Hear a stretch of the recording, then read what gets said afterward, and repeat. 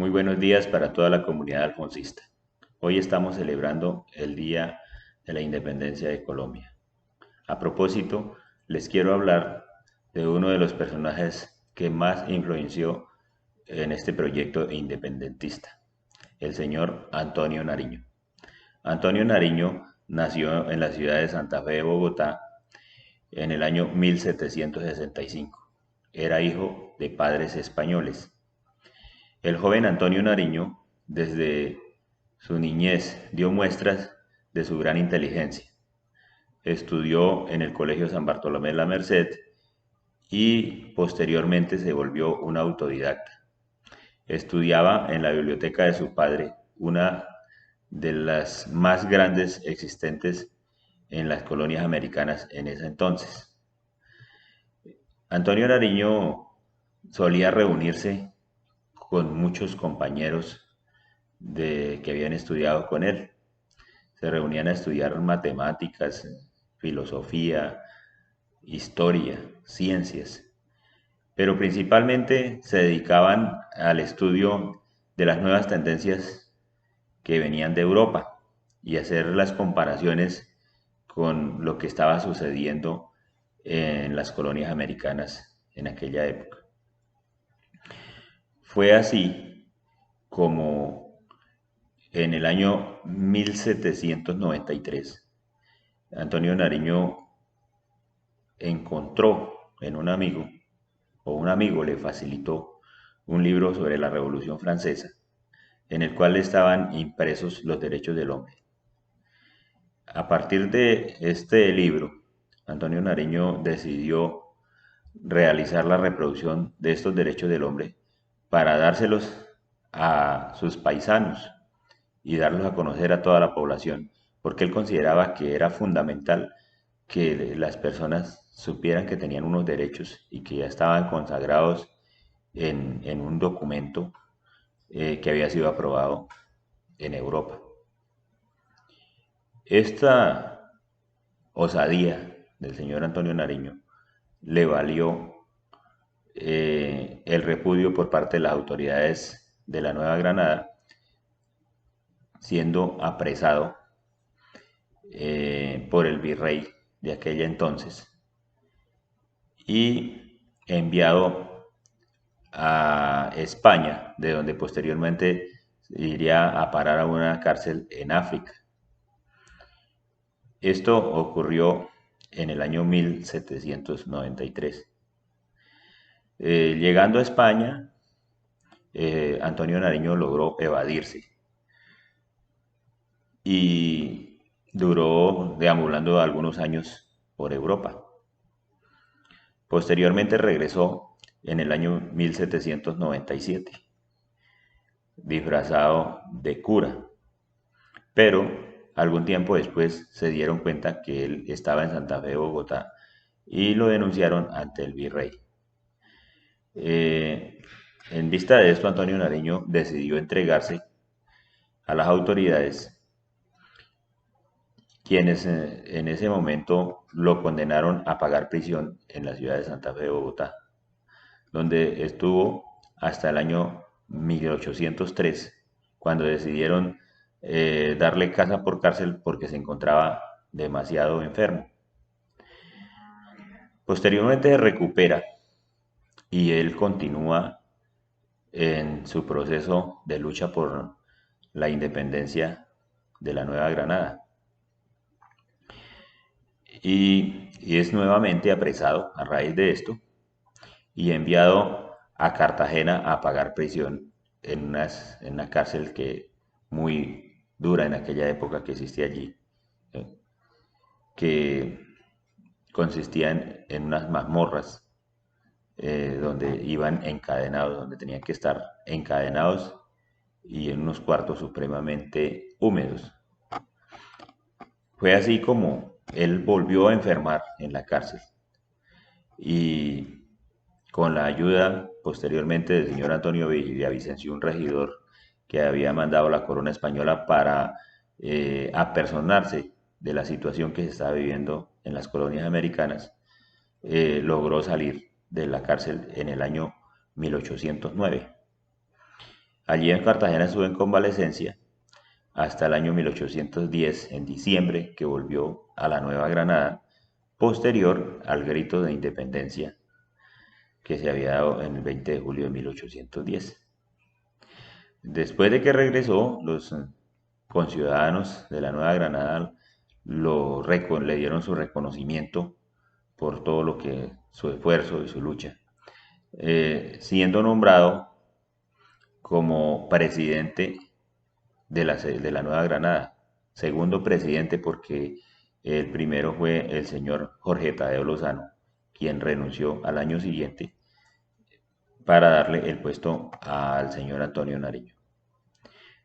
Una vez en la presidencia, Antonio Nariño decidió organizar su ejército y organizar a la población, pero muchos de las grandes personalidades de la Nueva Granada no estaban de acuerdo con su forma de pensar. Antonio Nariño quería una república centralista,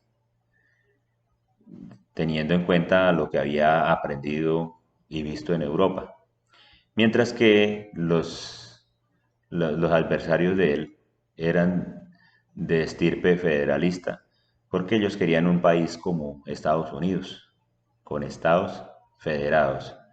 Y entre esos oponentes al señor Antonio Nariño estaba el señor Camilo Torres, Francisco de Paula Santander, Antonio Baraya y José Antonio Sea como principales. Estos señores se organizaron en la ciudad de Tunja, organizaron un ejército para luchar contra Antonio Nariño. Antonio Nariño organizó su ejército en la ciudad de Santa Fe de Bogotá y decidió atacarlos en la ciudad de Tunja, donde fue derrotado. Luego de su derrota se devolvió a Santa Fe con el ejército que le quedaba y los federalistas lo siguieron hasta la misma Santa Fe de Bogotá, donde Nariño se reorganizó, organizó a la población y los repelió, venciéndolos, dándoles una gran derrota. Dice la historia que hubo alrededor de unos entre 800 y 900 muertos ese día, y Nariño con su ejército apresó a los cabecillas, entre ellos Francisco de Paula Santander. Todo el mundo pensaba que Antonio Nariño iba a mandar fusilar a los federalistas, a las cabezas federalistas, pero al contrario de eso, él decidió hablar con ellos e indultarlos y arengarlos para que lucharan al lado de él, diciéndoles que entre ellos no debían luchar, sino que el enemigo era España y lo que tenían que hacer era unir fuerzas para esa lucha. Los caudillos federalistas entendieron lo que les decía Nariño y se juntaron sus tropas, lo nombraron, en ese momento lo nombraron teniente general de las tropas de la Nueva Granada, a pesar de que Nariño no tenía mucha experiencia militar, eh, decidió aceptar el cargo que le daban y inició una campaña que se llamó la Campaña del Sur, donde anduvo por todo lo que hoy en día es el Huila, eh, Popayán, hasta llegar a Pasto. En este trayecto tuvo varios enfrentamientos con miembros del ejército español, donde en todos ellos derrotó a los realistas. Pero en la ciudad de Pasto, al parecer uno de sus generales lo traicionó, causando un desconcierto entre las tropas, eh, siendo derrotado finalmente Antonio Nariño allí. Anduvo unos días por las montañas con algunos pocos soldados y finalmente decidió entregarse al ejército realista. Esto hizo que el, el ejército granadino se desconcertara, eh, llegando a decir que Antonio Nariño los había traicionado y que se había vendido a las tropas españolas. Lo cierto es que de allí Antonio Nariño fue puesto preso y enviado a España prisionero en el año 1814. Eh, en España estuvo preso desde 1814 hasta 1820. Esto conllevó a que Antonio Nariño no pudiese participar en la independencia de Colombia, en las batallas finales decisivas de la batalla, como la batalla del Pantano de Vargas o la batalla de Boyacá, porque estaba preso en ese momento. Sin embargo, en 1820 él regresó a Colombia, en este momento la Gran Colombia que había constituido Bolívar y Santander, y Bolívar en reconocimiento a Nariño, porque Nariño cuando estuvo en la presidencia de la Nueva Granada le había colaborado con armas, con hombres y con dinero para la lucha que le estaba llevando a cabo en Venezuela. Entonces se encontró Nariño y Bolívar, donde Bolívar, como les decía anteriormente, le dio un gran reconocimiento y lo nombró vicepresidente de la Nueva Granada, de la Gran Colombia, en ese momento ya. Cosa que no fue reconocida por el Congreso de Cúcuta, porque allí le negaron ese privilegio dándole el cargo al señor Francisco de Paula Santander, que pues también se lo merecía porque había sido una de las personas que había estado al frente de la lucha de las batallas que se dieron por la libertad. Esta situación desconcertó bastante al señor Antonio Nariño, que finalmente, en reconocimiento por parte del Congreso, le dieron el cargo de senador vitalicio. Eh, Siendo así, Antonio Nariño se vino a la capital y en una de las reuniones del Congreso hizo una de las defensas más famosas que se conocen de aquella época respecto a su persona, donde en un lapso más o menos de 3 horas él defendió todo, expuso todo lo que él había hecho por la patria, todos sus esfuerzos, sus luchas, que lo había perdido todo, contó cómo había sido lo del proceso de la entrega en Pasto, por qué lo había hecho y cuáles eran las causas, siendo en ese momento reconocido por el Congreso, por el Senado de aquella época. Eh, Dicen que fue tanto el reconocimiento que le dieron en aquel día que lo sacaron en hombros y lo pasearon por la Plaza de Bolívar.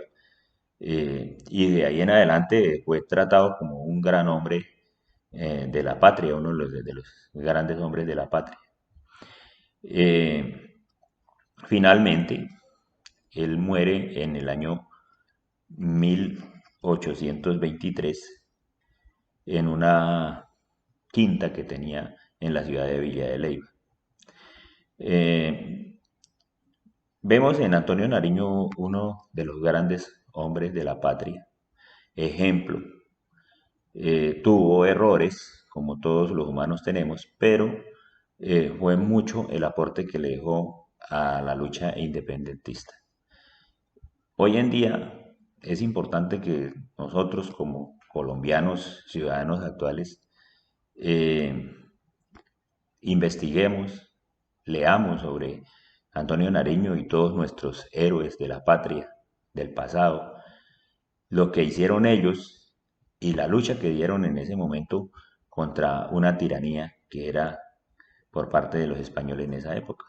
Es bueno que hagamos la comparación con lo que está sucediendo hoy en día en nuestro país y cosa que nos lleva a que es necesario que nos preparemos, que aprendamos, que sepamos cómo es nuestra historia para que no permitamos que nos vuelva a pasar una esclavitud como la que sufrió la población de esa época.